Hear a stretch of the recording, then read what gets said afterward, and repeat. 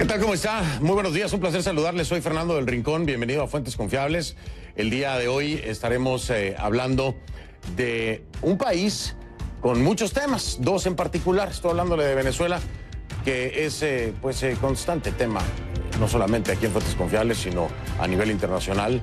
Es la muerte en extrañas circunstancias, sobre todo debido a las mismas declaraciones contradictorias desde el punto de vista oficial con el fiscal asignado por la Asamblea Constituyente, Tarek William Saab. Le estoy hablando de la muerte, dicen ellos suicidio, del concejal Fernando Albán. Vamos a estar hablando de eso y también vamos a estar hablando del secuestro del abogado constitucionalista José Vicente Haro, en circunstancias también muy extrañas, con características muy particulares. Él califica este secuestro como un secuestro de tipo político. Estaremos hablando acerca de eso.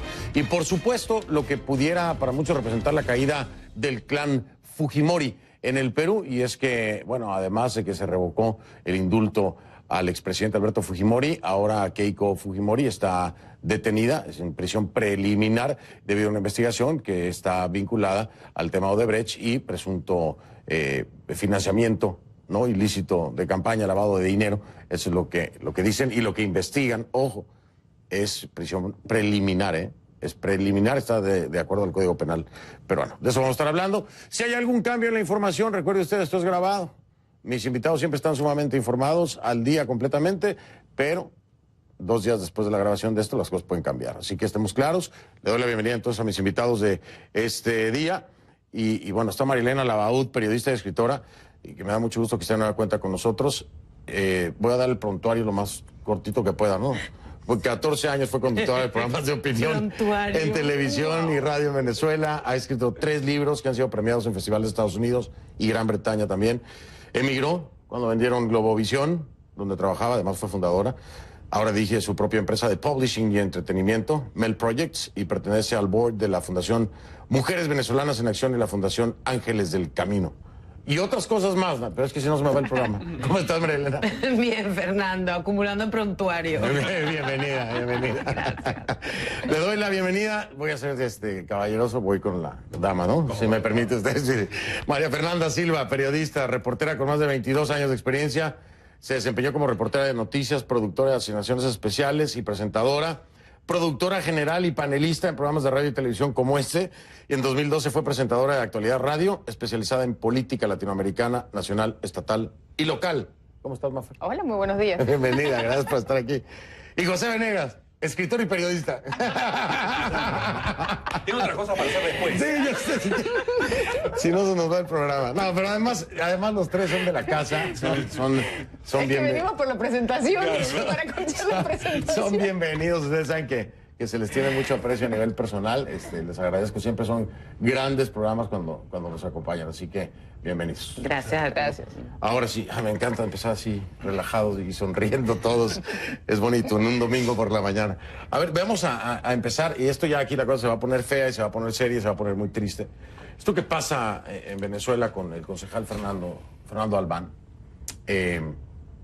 con contradicciones en las mismas declaraciones de Tarek William Saab, ¿no? Que primero, en una de las versiones, habla de que se habría lanzado desde dentro del baño, ¿no? Por una ventana de un baño dentro del edificio del SEBIN, del Servicio Bolivariano de Inteligencia, y después en una segunda declaración ya no es en el baño, sino que todo ocurre en uno de los pasillos del piso 10 y se avienta por una ventana panorámica.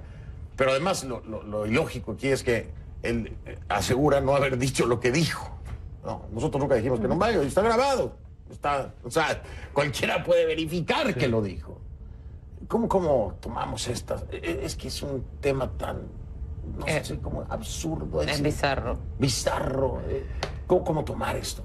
Yo creo que, bueno, la primera hipótesis que uno se arma a partir de acá es que la cuestión de la tortura se le fue de las manos y se le terminó muriendo y que sobre la marcha están tratando de dar una explicación con muchísimas contradicciones. Esto del baño y la ventana parece inclusive no pensado, pero lo curioso es, pongamos todas las hipótesis, ¿no? Incluyendo la del suicidio. Dicen que hay un suicidio y además difunden unas fotos y unas acusaciones por debajo para dejar ver que este señor tiene una vida oscura. Con lo cual uno podría suponer entonces que hubo un suicidio, fue un suicidio inducido por una extorsión. Inclusive si hubiera habido un suicidio por una depresión, se trata de una persona que estaba detenida ilegalmente por ser un opositor, ¿no? Con acusaciones vagas respecto de una cosa que no se sabe si tiene responsabilidad. Sigue siendo responsabilidad de ellos, ¿no? Entonces, no hay nada de lo que están diciendo que ni siquiera sea útil para quitarse responsabilidad. Y encima no están diciendo la verdad, por lo cual tenemos que suponer que es peor de lo que dicen, ¿no? Sí, Fernando es acusado o señalado como uno de los artífices del intento de magnicidio en contra de Nicolás Maduro con el tema de los drones. Pero aquí yo creo que hay que ser mucho más simplistas, no sé si están de acuerdo conmigo.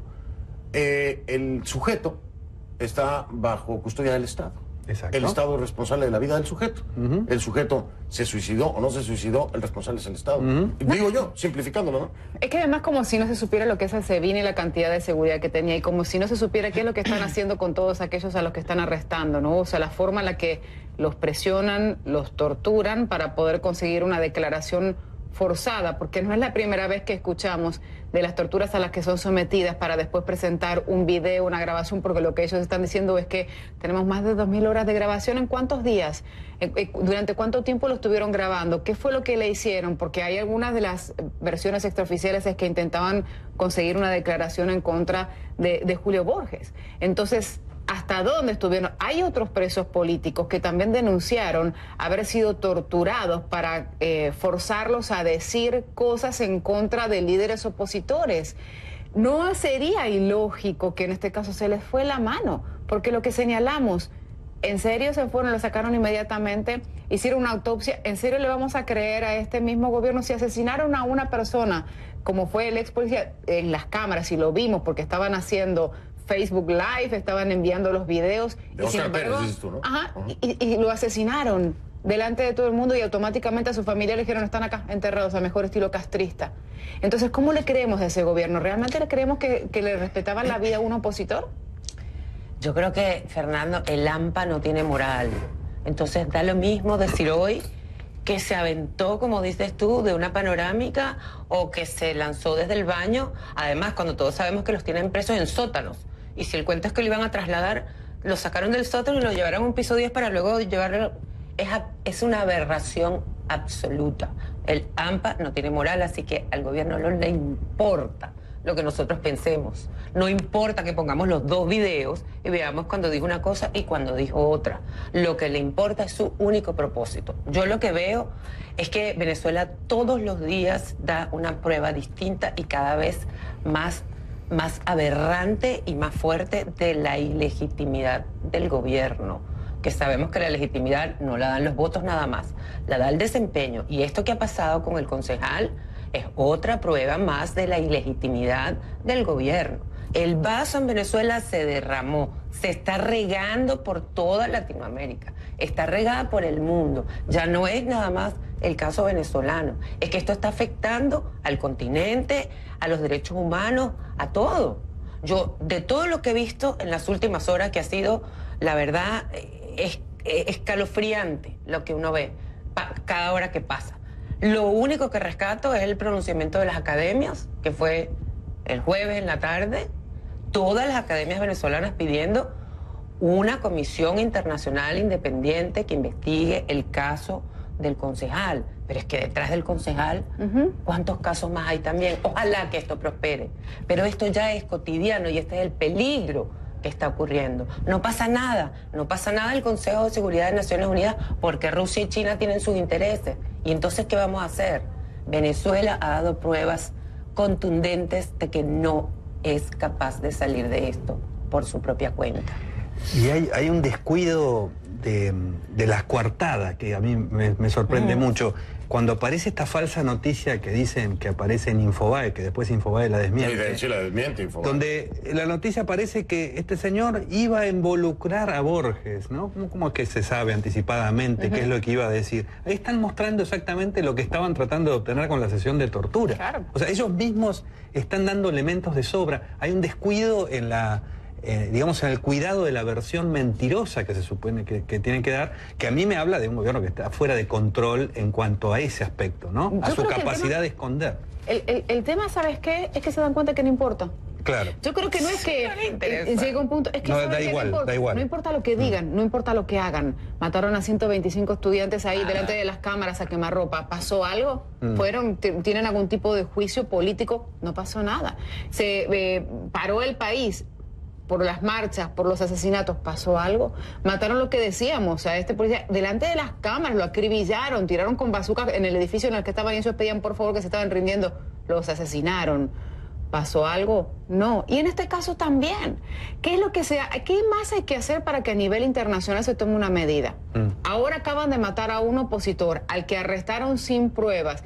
¿Cuántos juicios de presos políticos sin pruebas, sin evidencia, y se llevan a cabo los juicios sin testigos y los tienen encarcelados? Sí. ¿Pasó algo? Hay gente con No. boletas de excarcelación, hombre, así de fácil, que siguen detenidos y no los han sacado de prisión. Exacto. ¿Dónde están las cámaras del SEBIN? Sí, sí, en el SEBIN además. no hay cámaras. No, claro. Que muestren qué es lo que Hay pasó. cámaras en el SEBIN, Obviamente, imagínate si no. obviamente. Y en el interín ya entonces empezó la cacería de brujas con los periodistas, Sí. ¿no? Están Las denunciando amenazas, persecución los periodistas. Claro, las amenazas. Esto, El SNTP, que es el Sindicato, el Sindicato Nacional de Trabajadores de la Prensa lo publicó, Ajá. alertando que hay varios miembros que han publicado el asesinato del concejal y ya están, yo conozco varios que ya están con la maleta puesta en la puerta, Sí, pues, sí. porque tienen las amenazas. Por otro lado, también se corrió la amenaza contra el abogado del concejal. Y que no de se ha podido confirmar si tiene impedimento de salida o no, porque no ha sido notificado, Sí. pero... Él dijo que iba a ir al SEBIN a averiguar. En eso está,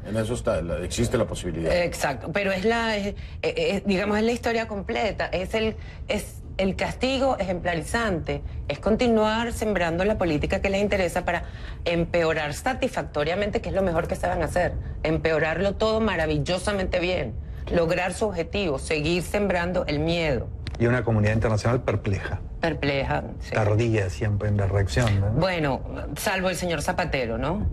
Claro, Siempre bueno. está Es que él tiene Para una justificar. Sí, sí. muy En diligente. realidad virtual de lo que está A mí me pasando. encanta me encanta que él cometa esos desafueros, porque eso es una muestra de cómo lo que está pasando en Venezuela está cumpliendo muchos propósitos y sirve para muchas cosas. No Sí. es posible que ante lo que está pasando este hombre salga a decir que hay que respetar la libre determinación de los pueblos y de los gobiernos.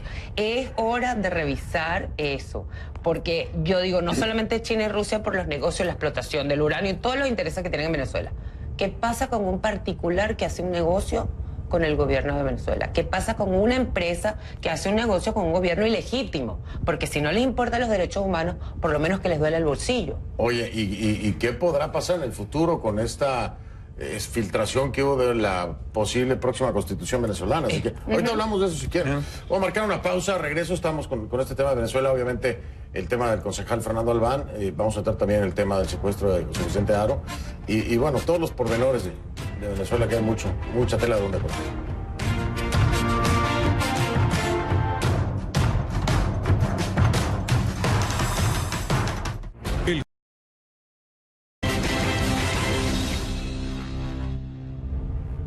Estamos de regreso, continuamos con el tema Venezuela, el concejal Fernando Albán y otras cosas más.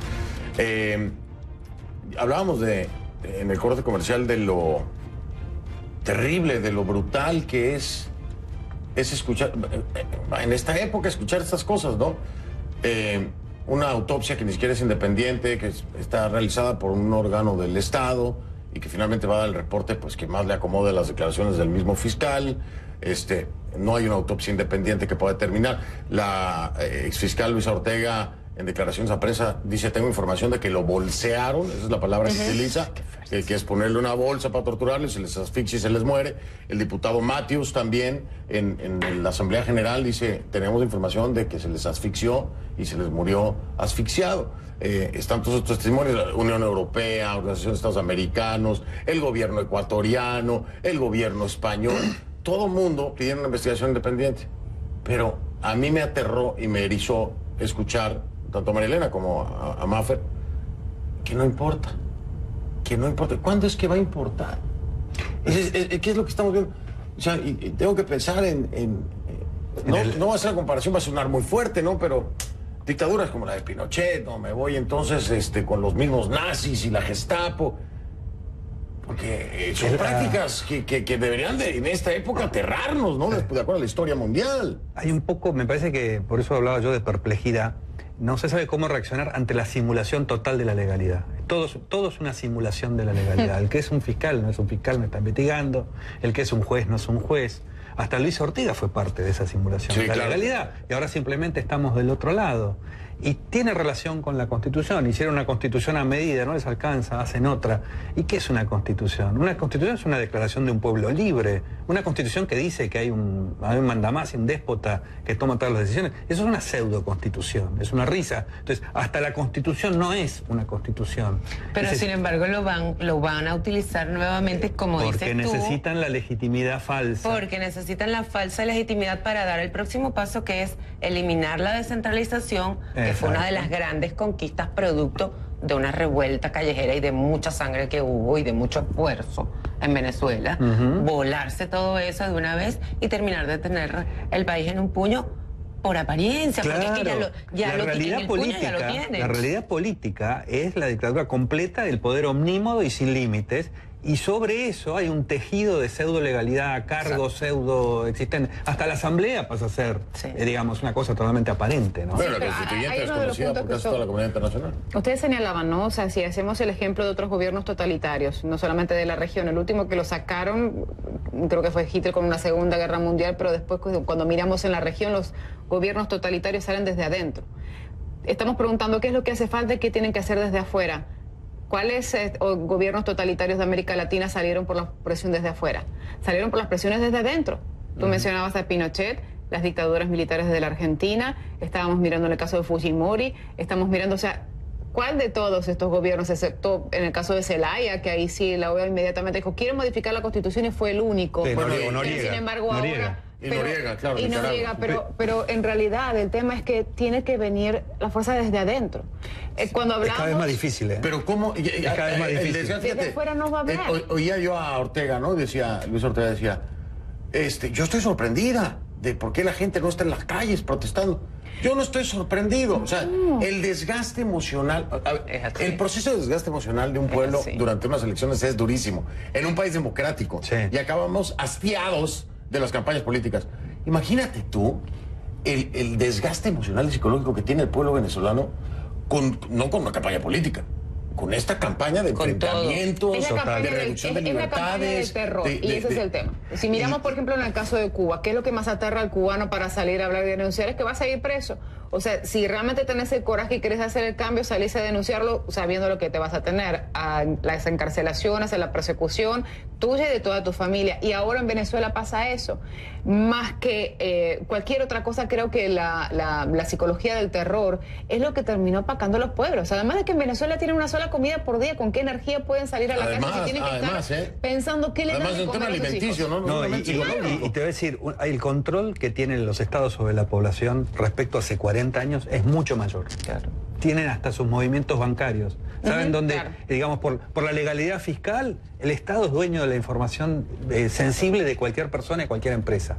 Por eso es que no hay reacción y por eso es que uno no ve desde adentro. No hay valientes, porque los valientes son eliminados inmediatamente. Saben mucho de cada uno. Encima son estados de una hiperregulación, con lo cual mucha gente tiene que manejarse en el límite de la legalidad. Así que cualquiera está a tiro, digamos, de una acción estatal. Entonces es mucho más difícil. Sí, yo creo que el caso venezolano sí es verdad que nos trae muy malos recuerdos de malas experiencias en América Latina, pero es imposible comparar ras con ras. Estamos en otra época, estamos en otra era tecnológica.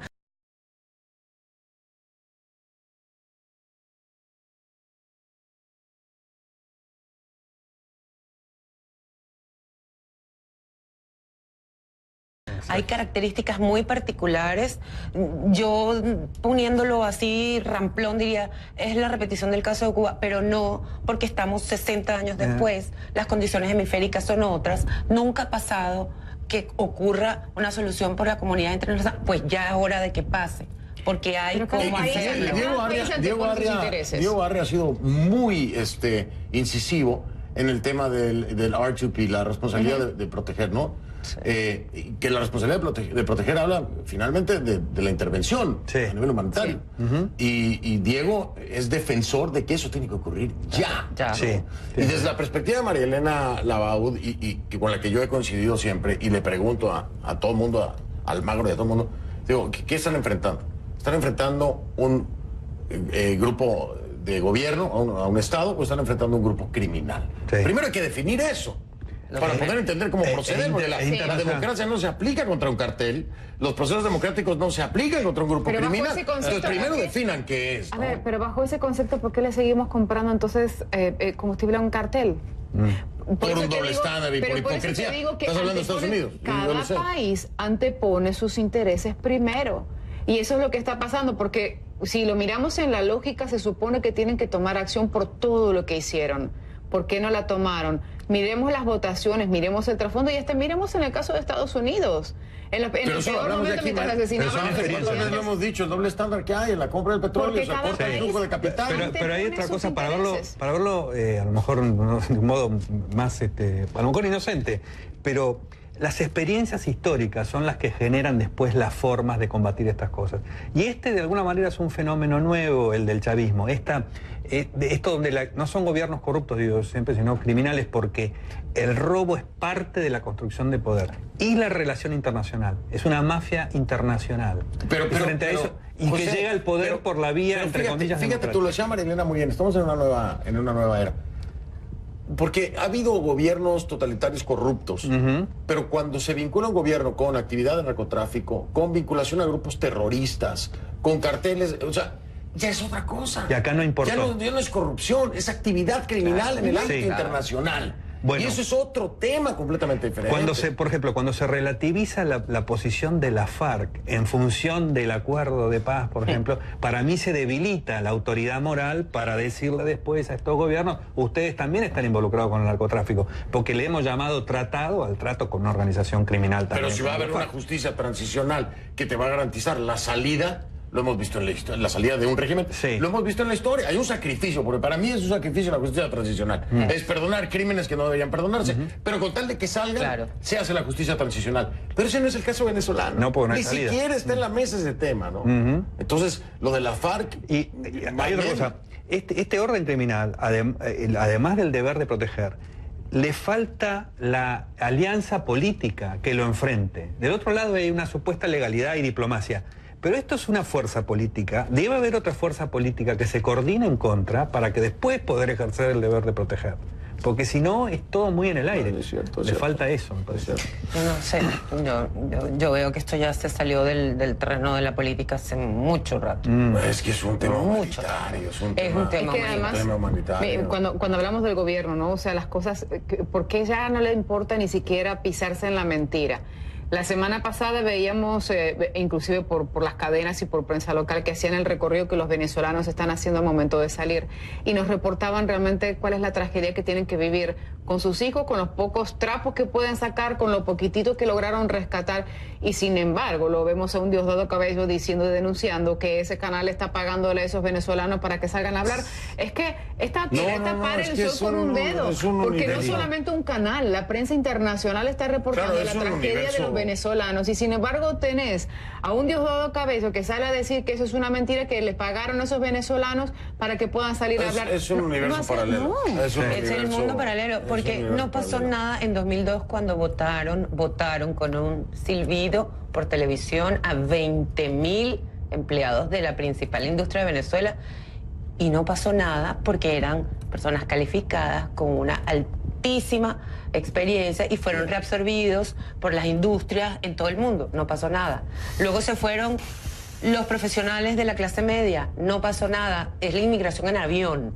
Sí, pero ya ahora estamos... Todos los médicos están en los hospitales de Chile, de España, de todas partes del mundo. Ya ahora, cuando quien se va sin nada, se va por hambre y se va a pie, entonces ya el problema es un problema continental. No, pero ya no es continental. Bueno, esto es global. Es internacional. Claro, pues si están en España, o están del otro lado del charco, ya están en todas las partes del globo. Está Irán, está China, está Rusia, de este lado, ¿no? Oigan, tengo que hacer pausa. José Venegas, le quiero agradecer que nos haya acompañado. Placer. Tenemos pendiente ese programa de drogas. Lo vamos a hacer, ya lo habíamos platicado. Te aviso para coordinar agenda. Genial. Y de legalización, ¿no? Sí, sí, con todo. Con todo. Vamos a hablar de verdad del tema. De verdad, de verdad. Bueno, pero sin asambleístas, nada de eso, ¿no? No, nada, cero. Aquí José Venegas nos acompañó. Voy a hacer una pausa y le damos la bienvenida a mi próximo invitado. Nuestras damas se quedan aquí con nosotros, así que ya ven.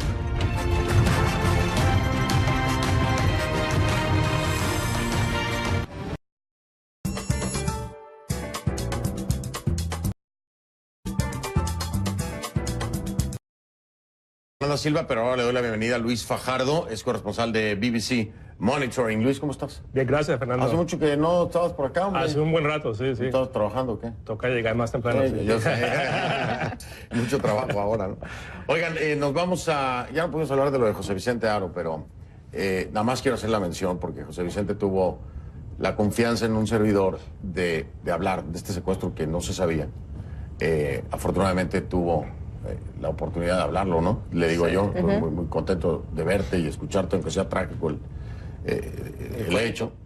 Pero yo quería resaltarlo porque veo la reacción de la prensa internacional, o más bien, no veo reacción de la prensa internacional, cuando un abogado constitucionalista, defensor de derechos humanos en Venezuela, es secuestrado bajo circunstancias sumamente extrañas que, de acuerdo a su narrativa, apuntarían a un secuestro político, así lo define él. Yo no lo puedo comprobar de manera independiente, pero el que lo vivió fue él.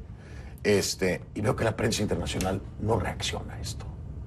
Es gravísimo. Es decir, no es solamente un secuestro, es un defensor de derechos humanos que además ha logrado liberar a muchos de los detenidos en Venezuela durante las protestas. Y además es un abogado constitucionalista.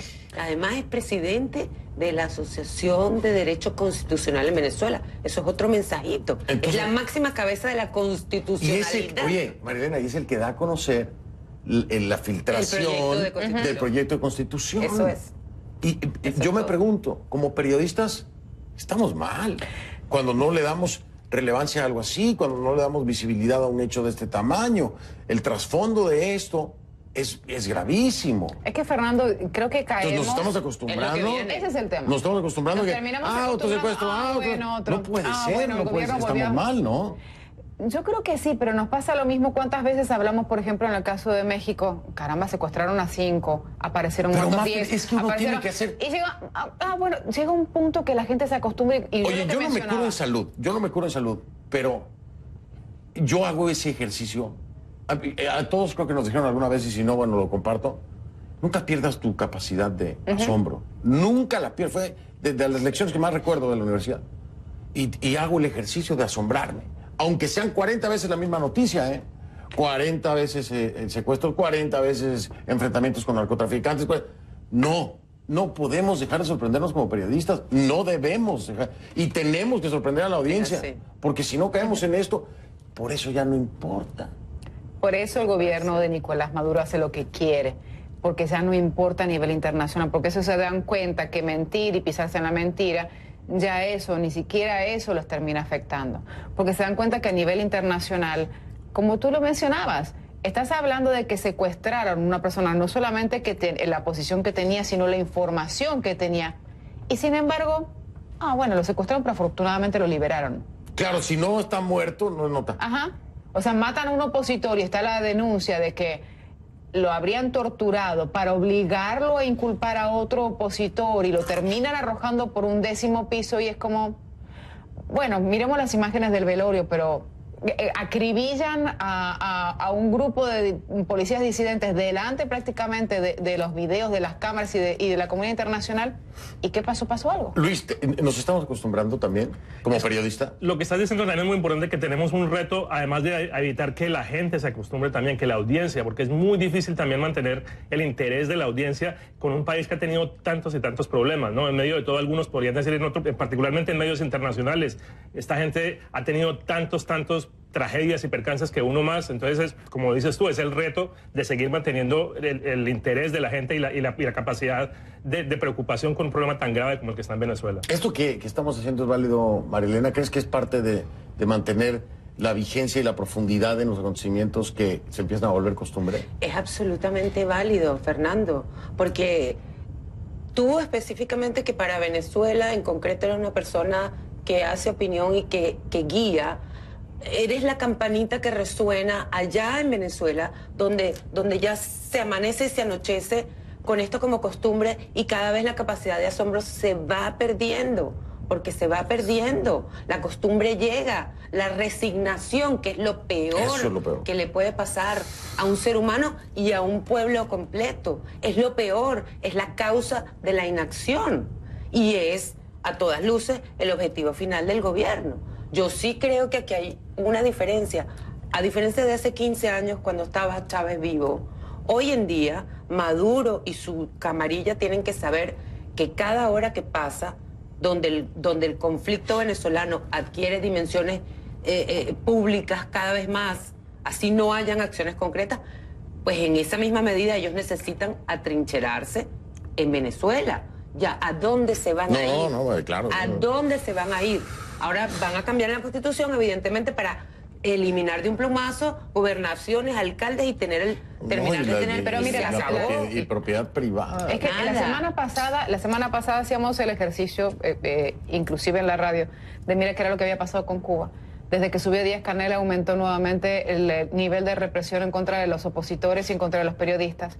Entonces sacaron informes de lo que estaba pasando con periodistas y opositores que están en huelga de hambre más de 50 días, que ya su cuerpo empieza a sentirlo. Entonces hacíamos el recuento, más de 380 desde que asume Díaz-Canel han sido reprimidos, encarcelados. ¿Y por qué no lo denunciamos como lo hacíamos hace 10 años atrás con el tema de la situación de Cuba? Sigue la misma situación, han incrementado la represión, pero no lo mencionamos. Es que hay que decirlo, hay que decirlo y hay que hacerlo en este ejercicio, y yo les agradezco que me acompañen en esta transparencia como periodistas.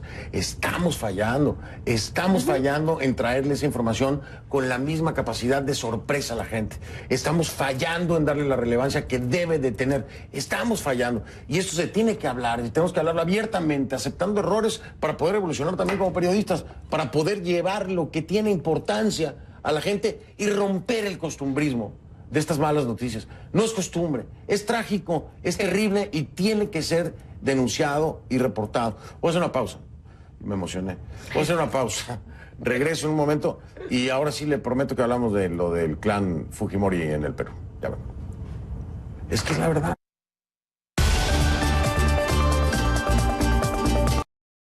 Falta Kenji nada más. Organizaciones, en fin, ¿no? Pero bueno, a ver, yo les pregunto, eliminar de 10 días por la investigación de Odebrecht, falta Kenji nada más.